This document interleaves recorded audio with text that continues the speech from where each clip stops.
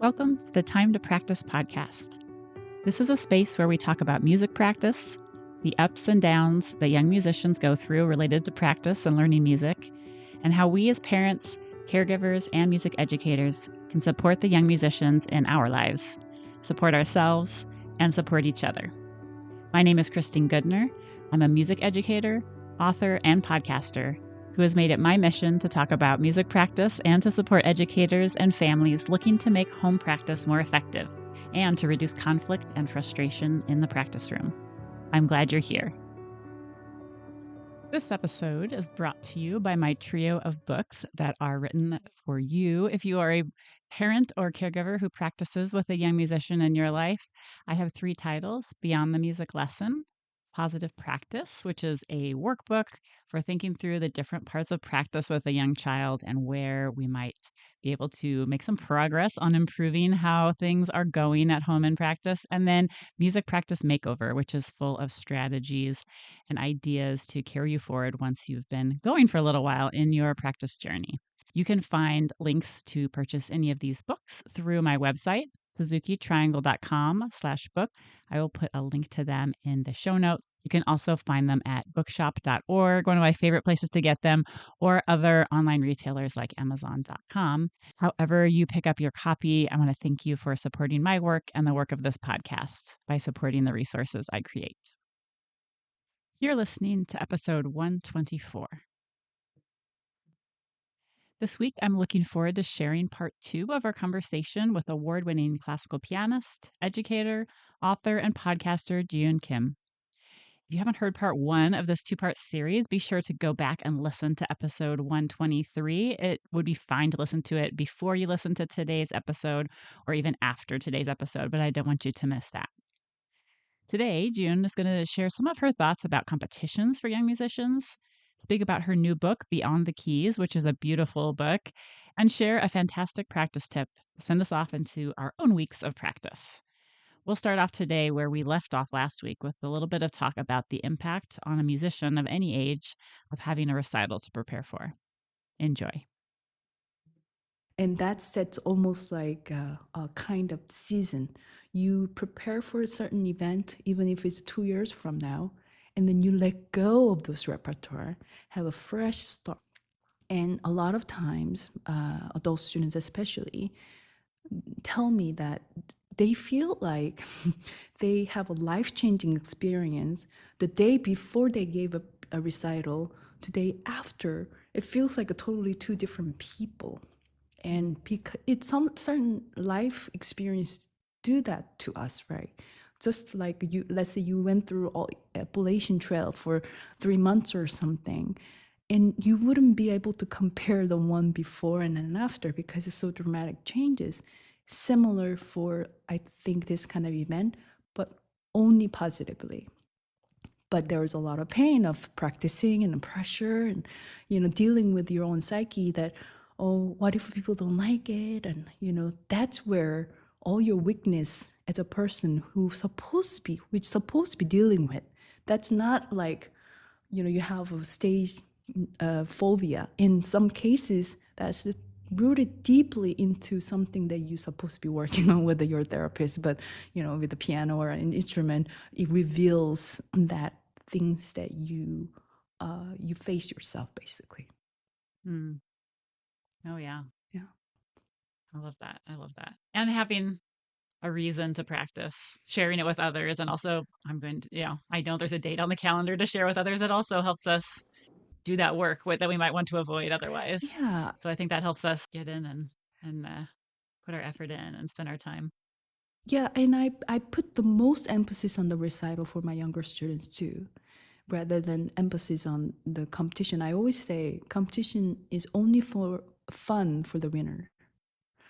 And when you are not placed it, inevitably you'll feel deflated, discouraged, and I'm not good enough. Even though, you see the major competitions, international competition, and I hear like, oh my God, such a beautiful music making, and they're not placing. And I want to hug every single musicians that you're worthy of sharing what you have. but you didn't place it. You're not even mentioned it. It doesn't mean that you're not good, you know. But competition, unfortunately, does give that perspective to oneself, and it's hard to overcome.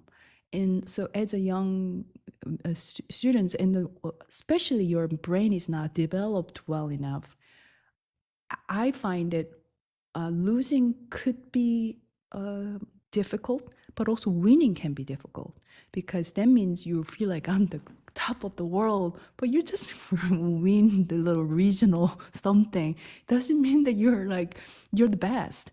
And a lot of times, the winning carries more burden to deal with later on than the losing.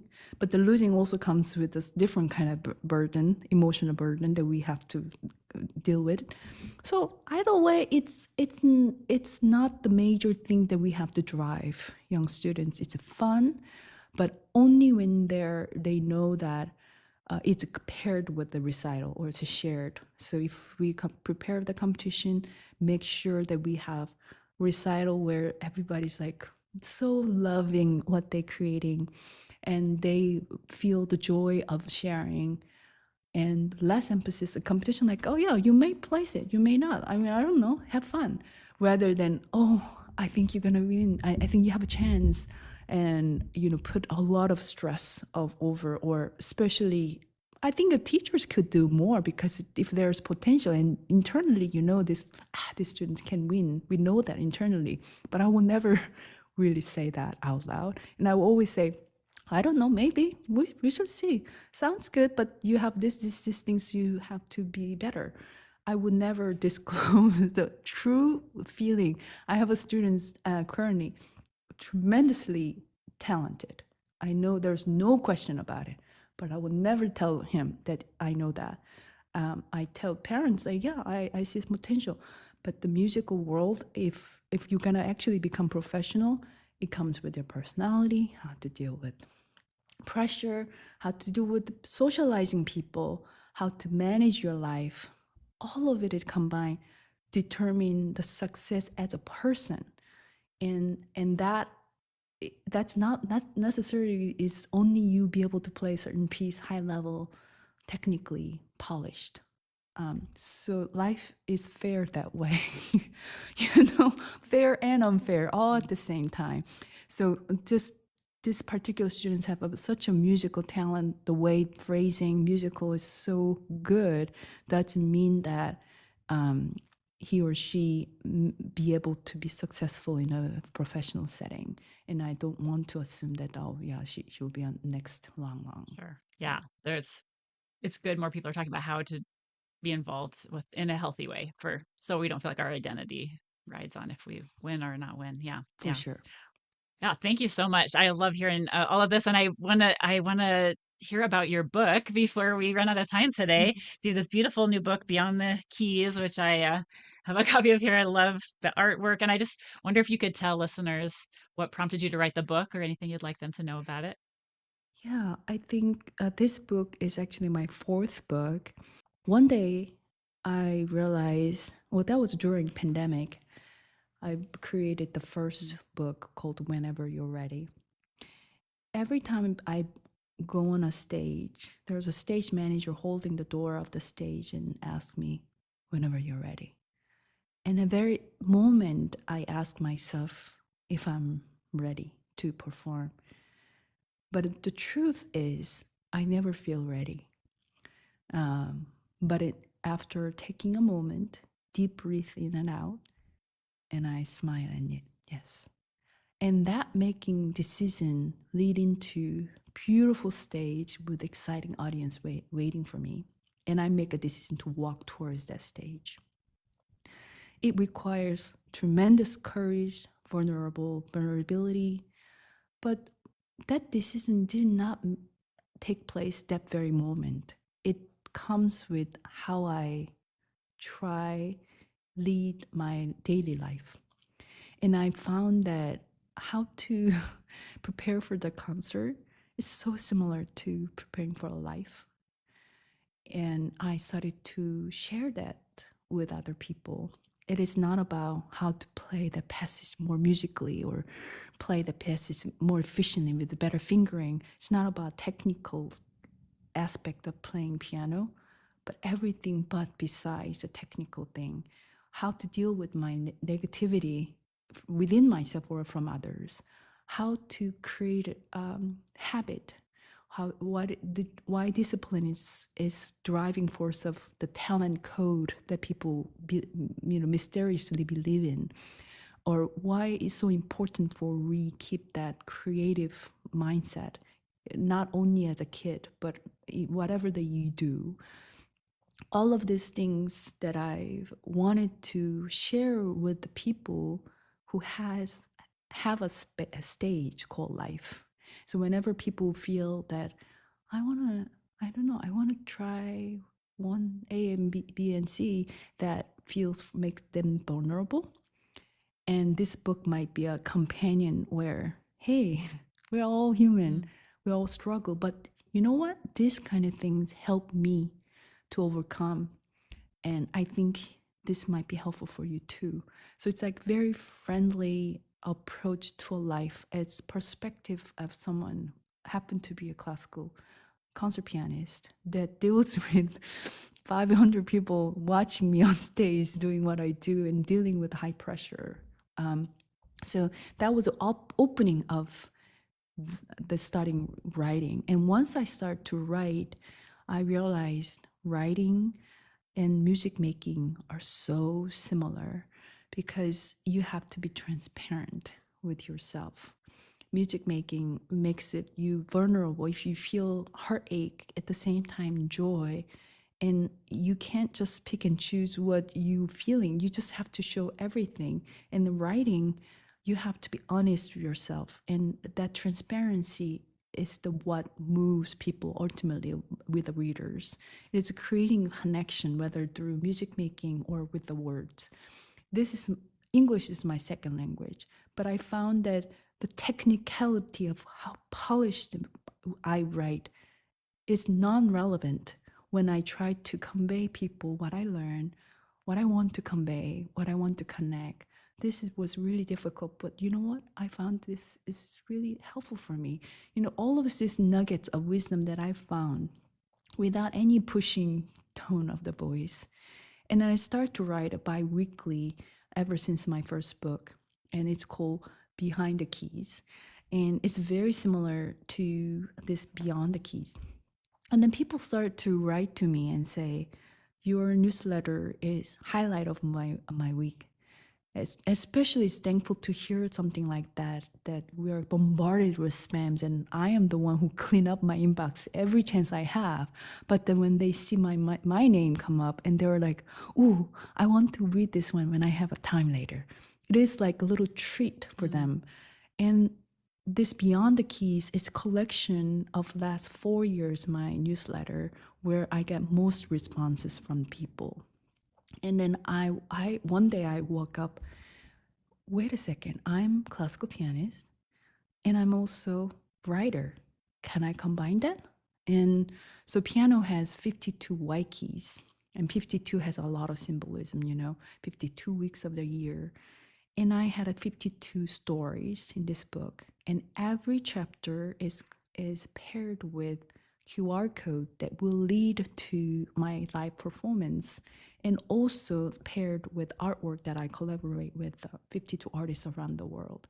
So the music might reflect the story that I just told, or the artwork might relate it to the music. That there's a kind of triangle relationship happening.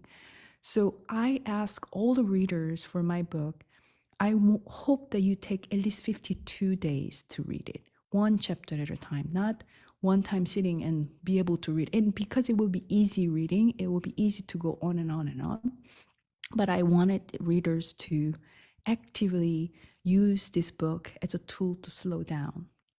And this will be way of listening to music and only listening to music, not as a background when you cook or drive, or looking at the artwork, only looking at the artwork, which 3 minutes of looking at the artwork might feel like a forever, and we never do that anymore. But with this kind of a conscious effort to slow down, with something beautiful like music or something beautiful like artwork, it's very easier, much easier to do that than just don't look at the phone. I mean, why? There has to have a more valid reason why, and especially we have so much more entertainment easily available. So this is a part book, part concert, part gallery in your pocket, and I want you to take as slow as possible, and hopefully each story takes you to reflect your own life, and maybe encourage you to write, encourage to take up a new instrument, practice more, take a lead of the life as you should, and just like a kid, just how can I live my life joyously, more freely, positively, and not that I'm not saying that I'm doing it just to set an example. You will see a lot of failure stories, but it's another human who's trying to find the light. That's really inspiring and beautiful way to have an experience. So I wanted to create a book, which is book, but it's not necessarily book. It is an experience. So it's like giving a gift to someone, like a concert tickets or massage. Is you're gifting someone an experience. So I wanted this book to be a gift to potential readers, an experience of art. Mm. Mm. Oh, I love that. And there are very personal stories. I really enjoyed reading. And then, like you said, seeing the artwork and seeing your live performances. It's a beautiful combination and a real gift. So I hope people will find that. I'll put a link to that in the show notes, everyone who's listening. And I hope we can check that out. Yeah, a wonderful book. And I have not read your first book yet, but I will go find that after this Yeah, interview because I yeah, love that that's that great. idea. Yeah, Yeah, and we can put a link to find your newsletter if people are interested in finding that. yeah, sounds good. Wonderful. Well, as we wrap up today, we like to leave people with an idea to take into their week with them for their own music practice. So it could be something we've already talked about or something new that you want to share. But what's one thing we could have people take with them into their practice week ahead? One piece of advice you have. Mm. Um, I didn't have a chance to talk about what the pitfalls that we often fall into as any level of musician is be gentle with yourself and don't be um, you know it's like a diet. If you refrain yourself from eating, you will have unhealthy relationship with food. Practice is similar. If you're thinking, oh, I never practice enough, or if you do too much, it may lead into the injury, or you might burn out. So the practice itself, it's a balance game. And often, if you will know what that balance is, ask even at a high school or middle school, they know their tendency. Your tendency is not having a consistency. Then it's more like, okay, I need a more better system. But need a better, more detail what I'm supposed to be doing. Maybe that pianist or practice coach might be needed, or you're the person who always feel comparing like, I practice only 2 hours, only 2 hours. I could have done 3 hours, and my friends is doing like 4 hours. I'm supposed to be doing more. Maybe I should be doing more four, and then you ended up pushing 7 hours, and then you feel like burnout. You know what your tendencies as a musician, that which I am more tendency to do too much, or and then discipliner. Like I will come back to Jeeyoon like, you could done much better. But then though at that very moment I can do to myself, Jeeyoon, take a break. You did great. You really did great. I mean, but unfortunately, only person can tell you gently is ourselves.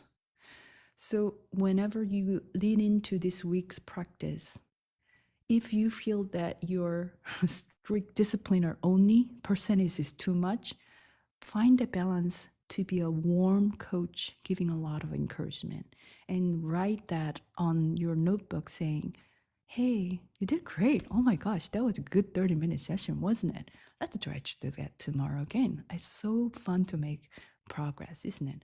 Or if you feel like you're the other way is a spectrum, then like, oh, next tomorrow I will want to have a two block time system where I will want to work on more detailed planning.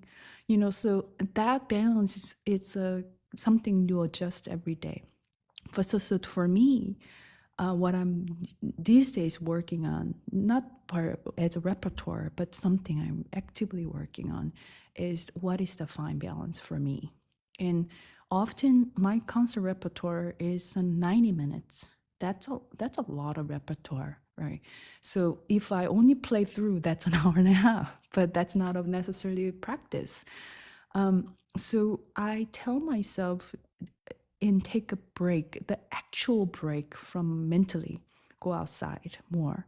As a musician, as a pianist, especially, you tend to be stay indoor and totally. I mean, even in the pandemic, I was totally fine staying on indoor, no problem, So if your tendency is that kind of a little too much of a pushing, I encourage you to find a balance to go outside and to take up something or walking as simple as as living in San Diego, I try to surf. There's no other way to surf but being in the ocean. It's not like you can just go, do it indoor. So that teaches me that the nature, being in a nature balances me out. So that's a constant battle with myself because I'm sitting in the ocean waiting for a wave, worrying about I should be supposed to be practicing right now, you know. Uh, so that's Mm. my load, how to find a balance. But I know that each one of you, as a musician, know where is a little off, and if you can find that balance each day or each week, and readjust it, then you're set for life. Really, that's as simple as that. Because we go through as a musician in terms of practice, went too much of an unbalanced way, and then one day you look at it like, I'm done. I'm done with this violin. Like I'm burnt out. But I bet if you really look into it, there were a lot of red flags, a lot of signs that you could not see or ignore your inner self is telling you. But I am so really so believer that we know how to fix ourselves if you tune into it. As a musician, I think we're more trained to listen to our inner voice because we're living in that world. So we're more, I think, easier than normal people that who doesn't take up an instrument to be able to listen to our inner voice telling us. When they voice says one something, listen to it, adjust it immediately as it happens. And then I think you have inspiring lifetime with music making and with that instrument, and there's no end to it. And sometimes that no end could feel like, is there any end? Can I say I conquered this instrument? Can I master it? But you're practicing it when you're 80 and you still feel like I'm making progress. It's such a fun to make a progress. And I think if we are done after 10 years of playing an instrument, it would be boring. After that, what? But so know that there's no end, it's blessing. Just find a balance. Mm. Oh, beautiful advice to send us off into our week. Thank you so much for your time. Thank you for Yeah, sharing with us. And I know a lot of people will be helped by hearing your perspective. So thank you so much. good to be here. Thank you. Before we go today, here are a few of my takeaways from today's conversation. I loved the practice advice to find the balance and that we really know down deep what we need more of in our own practice lives if we take some time to reflect on it. I also loved the advice about some of the pitfalls of competitions for students and how to keep all of that in perspective. That whole conversation was very grounding and helpful to hear. And I know that some of you, as listeners, have reached out looking for more thoughts on this topic from the podcast. So I hope that spoke to some of you today and gave you some food for thought. Definitely check out Jeeyoon's writing. If this episode intrigued you, you can start with her newsletter. The sign up is on her website, and I'll link to where you can purchase her book in the show notes as well. I really enjoyed reading it and seeing the beautiful artwork and her beautiful playing through the links in the book. I'd love to hear what you connected with in this episode. You can send me a quick note, Christine at SuzukiTriangle.com or at Suzuki Triangle on Instagram. I will be back next week with our regular guest, Barbie Wong, for our last joint episode of this season as the current season starts to come to a close. I'll look forward to sharing more ideas with you next week. Happy practicing this week, everyone, and take very good care.